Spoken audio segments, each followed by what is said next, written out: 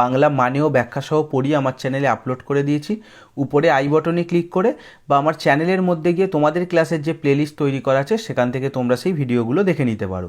শুধু পড়ানো নয়, তার পাশাপাশি প্রতিটা লেসনের শেষে যে অ্যাক্টিভিটি বা এক্সারসাইজ আছে, অর্থাৎ প্রশ্ন উত্তর, গ্রামার, ভোকাবুলারি এবং প্রতিটা লেসনের রাইটিং স্কিল, সেগুলোও কিন্তু আমি ইতিমধ্যে আমার চ্যানেলে সলভ করে আপলোড করে দিয়েছি উপরে আই বটনে, এবং তোমাদের ক্লাসের প্লেলিস্টে তোমরা সেই ভিডিওগুলো পেয়ে যাবে। তাই চ্যানেলে নতুন হলে অবশ্যই চ্যানেলটিকে সাবস্ক্রাইব করে নিও, আর ভিডিওটি ভালো লাগলে ভিডিওটিকে লাইক করে তোমার বন্ধুদের সাথেও শেয়ার করো। তো চলো আজকে আমরা পড়বো সামোয়ান কবিতাটি। সামোয়ান মানে হচ্ছে কেউ বা কোনো কেউ বলতে পারো। কবির নাম হচ্ছে ওয়াল্টার জন ডেলামেয়ার। আগে একটু আমরা কবি সম্বন্ধে জেনে নেব। ওয়াল্টার জন ডেলামেয়ার 25 এপ্রিল 1873, ওনার জন্ম হচ্ছে 1873 সালের 25 এপ্রিল, আর মৃত্যু কবে 22 জুন 1956, অর্থাৎ 1956 সালের 22 June. Was an English poet, তিনি ছিলেন ইংল্যান্ডের কবি, শর্ট স্টোরি রাইটার, ছোট গল্পের লেখক, অ্যান্ড নভেলিস্ট। নভেলিস্ট মানে ঔপন্যাসিক। He is probably best remember for his works for children, তিনি সম্ভবত স্মরণীয় হয়ে আছেন শিশুদের জন্য লেখালেখি করার জন্য। And for his poem the listeners, এবং ওনার বিখ্যাত কবিতা দ্য লিসেনার্স নিয়ে। এই দ্য লিসেনার্স, এই কবিতাটা সম্বন্ধে তোমাদের এখানে 1-2 লাইন বলে রাখি। কেন বলছি, এই লিসেনার্স কবিতাটা সম্বন্ধে জানলে আমাদের সামোয়ান কবিতাটা পড়তে বা বুঝতে সুবিধা হবে। লিসেনার্স কবিতাটি হচ্ছে একটা সুপার ন্যাচারালিজম নিয়ে, মানে ধরো অশরীরী যেখানে থাকে, মানে ভূতুর এগোছের ব্যাপার। কবিতায় দেখা যাবে যে সেই কবিতায় যার কথা বলা হচ্ছে, কথক, সে ঘোড়া নিয়ে জঙ্গলের মধ্যে একটা বাড়িতে গেছে। সেই বাড়িতে গিয়ে সে দরজায় টোকা দিচ্ছে, কিন্তু দরজা কেউ খুলছে না, কিন্তু সেই ব্যক্তিটি বুঝতে পারছে সেখানে কেউ অশরীরী কেউ বা কারা আছে, যারা কিন্তু সব কিছু শুনছে। তো এই জন্য কবিতার নাম লিসেনার্স। এই যে অশরীরীর কথা বললুম বা ভূত, সুপার ন্যাচারালিজম, এইটাও কিন্তু ওয়াল্টার জন ডেলামেয়ারের লেখার একটা বিশেষ বৈশিষ্ট্য, সেটা আমরা এই সামোয়ান কবিতাটাতেও পাবো। His career as a writer started from about 1895, লেখক হিসাবে ওনার কর্মজীবন শুরু হয়েছিল 1895 সালে, and he continued to publish to the end of his life, এবং তিনি জীবনের শেষ পর্যন্ত বা শেষ সময় পর্যন্ত কিন্তু বই প্রকাশ করতেন বা ছাপতেন। In his poems de la Mare has described the English sea and coast, এই কবিতায় বা ওনার কবিতা জুড়েই আমরা দেখতে পাবো ডেলামেয়ার কিসের বর্ণনা করেছে, না ইংল্যান্ডের সমুদ্র এবং সমুদ্র সৈকতকে। The secret and hidden world of nature, এবং প্রকৃতির যে লোকানো এবং গোপন যে জগৎ আছে সেই জগৎ নিয়ে তিনি কিন্তু লিখেছেন। তো এই গেল কবি পরিচিতি। এরপর আমরা কবিতায় চলে আসব। আমি লাইন বাই লাইন রিডিংয়ের সাথে তোমাদের বাংলা মানে ও ব্যাখ্যা সহ কবিতাটা পড়িয়ে দিচ্ছি। পড়াতে পড়াতে ইংলিশ আননোন ওয়ার্ডসগুলোর আমি মিনিং বলে দেবো, তোমরা পারলে খাতায় নোট ডাউন করে নিতে পারো।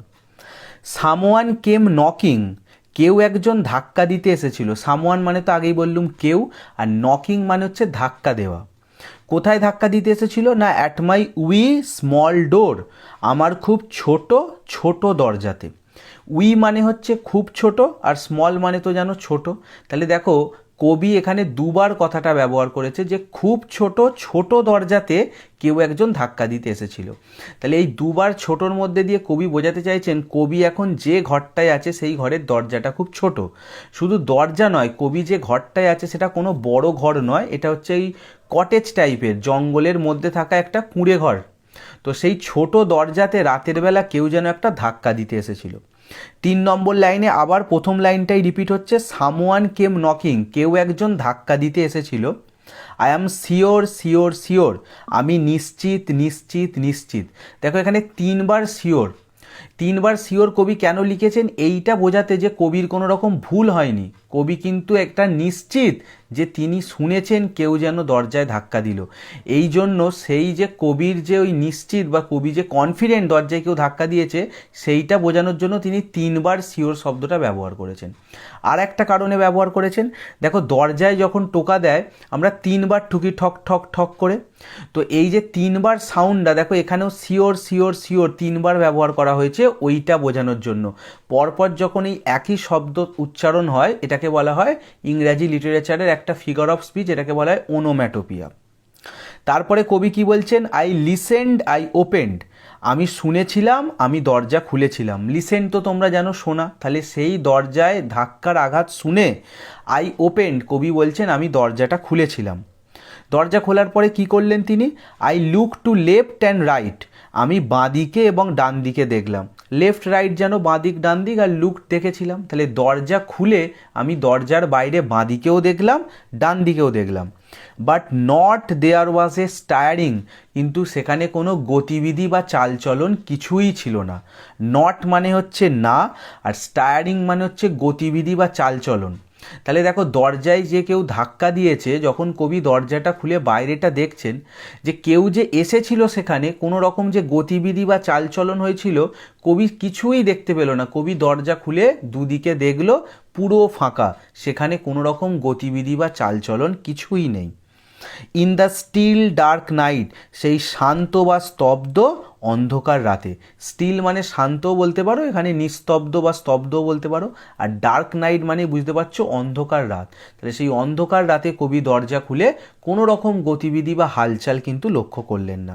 শুধুমাত্র কি দেখতে পেলেন? অনলি দ্য বিজি বিটেল, শুধুমাত্র ব্যস্ত গুবরে পোকা। বিজি তো জানো ব্যস্ত, আর বিটেল হচ্ছে গুবরে পোকা, এক ধরনের কালো ওই ভোমর গোছের ভোমরা যাকে বলে ওরকম তারা হচ্ছে একটা পোকা। সে কি করছে? ট্যাপ ট্যাপিং ইন দ্য ওয়াল, সে হচ্ছে দেওয়ালে মৃদু ধাক্কা দিচ্ছে বা আঘাত করছে। ট্যাপ মানে হচ্ছে টোকা মারা, ধাক্কা দেওয়া। তো ট্যাপ ট্যাপিং মানে তোমরা বলতে পারো যে আঘাত করছে বা ধাক্কা দিচ্ছে কোথায়? দেওয়ালে। তাহলে কবি কিছু দেখতে পেলেন না, শুধুমাত্র এই ব্যস্ত গুবরে পোকাকে দেখতে পেলে যে সে কি করছে? দেয়ালে ধাক্কা মারছে। এরপর তোমরা নেক্সট পেজে চলে এসো, দেখো একটা ছবি দেওয়া আছে যেন রাতের জঙ্গল মতো এরকম তার নিচে আজকে কবিতার শেষ অংশ। এই সময় কবির কানে কি এলো? অনলি ফ্রম দ্য ফরেস্ট, শুধুমাত্র জঙ্গল থেকে। ফরেস্ট তো জানো জঙ্গল, আর অনলি মানে শুধুমাত্র। তাহলে কি ভেসে আসছে সেখান থেকে? দ্য স্ক্রিচ আউলস কল, তীক্ষ্ণ প্যাঁচার ডাক। স্ক্রিচ মানে হচ্ছে তীক্ষ্ণ বা কর্কশ, আর আউলস কল বুঝতে পারছো প্যাঁচার ডাক। তাহলে প্যাঁচা হচ্ছে রাতের পাখি। তো সেই গভীর রাতে কবি যখন বাইরে বেরিয়েছে তখন শুনতে পেলেন যে জঙ্গল থেকে তীক্ষ্ণ প্যাঁচার ডাক ভেসে আসছে। আর একটা ডাক তিনি শুনতে পাচ্ছেন কিসের? দেখো, অনলি দ্য ক্রিকেট হুইসলিং, শুধুমাত্র ঝিঁঝি পোকারা শীষ দিচ্ছিল। ক্রিকেট মানে হচ্ছে ঝিঁঝি পোকা, আর হুইসলিং মানে শীষ দেওয়া বা বাঁশি বাজানো। তোমরা এখানে ঝিঁঝি পোকা শীষ দিচ্ছে না বলে ঝিঁঝি পোকা ডাকছিলও বলতে পারো। তাহলে দেখো বাইরে বেরিয়ে তো কবি কিছু মুভমেন্ট দেখতে পেলেন না, একটা জিনিস দেখতে পেল যে ওই ব্যস্ত গুবরে পোকা দেওয়ালে টোকা দিচ্ছে, আর শুনতে পেল দুটো জিনিস, জঙ্গল থেকে ভেসে আসছে তীক্ষ্ণ প্যাঁচার ডাক, আর ঝিঁঝি পোকার হচ্ছে ডাকও বলতে পারো বা শীষ দেওয়া বা বাঁশির আওয়াজ। আর সেই সময় কি হচ্ছিল দেখো, তারপরে লেখা আছে হোয়াইল দ্য ডিউ ড্রপস ফল, যখন শিশির ফোঁটা পড়ছিল। হোয়াইল মানে হচ্ছে যখন, আর ডিউ ড্রপস হচ্ছে শিশিরের ফোঁটা। ডিউ মানে শিশির, ড্রপস মানে ফোঁটা। তাহলে সেই রাতে সেই মুহূর্তে তখন কিন্তু শিশিরের ফোঁটা বা শিশির বিন্দু পড়ছিল, যখন কবি এইগুলো লক্ষ্য করলেন এবং শুনতে পেলেন। কিন্তু লাস্টে গিয়ে তিনি বলছেন সো আই নো নট, তাই আমি জানতে পারলাম না হু কেম নকিং, কে ধাক্কা দিতে এসেছিল। অ্যাটল অ্যাটল অ্যাটল, অ্যাটল মানে হচ্ছে আদৌ বা একেবারেই। তার মানে আমি আদৌ বা একেবারেই জানতে পারলাম না কে ধাক্কা দিতে এসেছিল আমার দরজাতে। দেখো লাস্ট লাইনেও সেই প্রথমের মতো শিওর শিওর শিওর তিনবার ছিল, এখানেও অ্যাটল অ্যাটল অ্যাটল, এটাকেও তিনবার বলা হলো। ওই যে বললাম ওনোম্যাটোপিয়া, যে ওই যে একই রকম সাউন্ড হয়ে যাচ্ছে, তো সেইটাকে আবার কবি কিন্তু কবিতার লাস্ট লাইনে এসে রিপিট করেছেন। কবি বলছেন আমি একেবারেই একেবারেই একেবারেই বা আমি জানতে পারলাম না আদৌ আদৌ আদৌ যে কে আমার দরজাতে ধাক্কা দিতে এসেছিল। তো দেখো এখানে কবিতাটা এমনভাবে শেষ হলো, তোমরাও এবার ভাববে যে সত্যিই দরজায় তাহলে কে ধাক্কা দিতে এসেছিল। তো কবি কি করেছে সেইটা ভাবনাটা তোমাদের ওপর ছেড়ে দিয়েছে, মানে পাঠকদের ওপর, আমার ওপর, তোমার ওপর। তোমরা যা ইচ্ছা ভাবতে পারো। তোমাদের যদি মনে হয় যে রাত্রিবেলা জঙ্গল থেকে কোনো জন্তু এসে ধাক্কা দিয়েছিল, সেটাও হবে। তোমার যদি মনে হয় যে রাতের বাতাস বা হাওয়া এসে দরজায় ধাক্কা দিয়েছিল, সেটাও হবে। আবার ওই যে লিসেনার্স কবিতা তোমাদের শোনালাম যে সুপার ন্যাচারালিজম মানে অশরীরী বা ভুতুরে ব্যাপার, তোমাদের যদি মনে হয় যে কোনো অশরীরী আত্মা বা ভূত এসেও রাত্রিবেলা দরজায় টোকা দিয়েছিল, সেটাও ভাবতে পারো। এই নিয়ে তোমাদের কোয়েশ্চেনও আছে, তোমরা যেরকম উত্তর লিখতে পারো। কবিতায় কিন্তু কোথায় বলা নেই যে কে ধাক্কা দিয়েছে, কবি সেটা বলেননি। কবি একটা সাসপেন্স দিয়ে কিন্তু কবিতাটা শেষ করেছে, তাই উত্তরটা তোমরা তোমাদের মতো বানিয়ে লিখতে পারবে। তো এখানে আমাদের এই সুন্দর কবিতাটি শেষ হলো। আশা করি ভিডিওটি তোমাদের ভালো লেগেছে। ভিডিওটি ভালো লাগলে ভিডিওটিকে লাইক করো, কমেন্ট করে জানিও কেমন লাগলো, এবং ভিডিওটি ভালো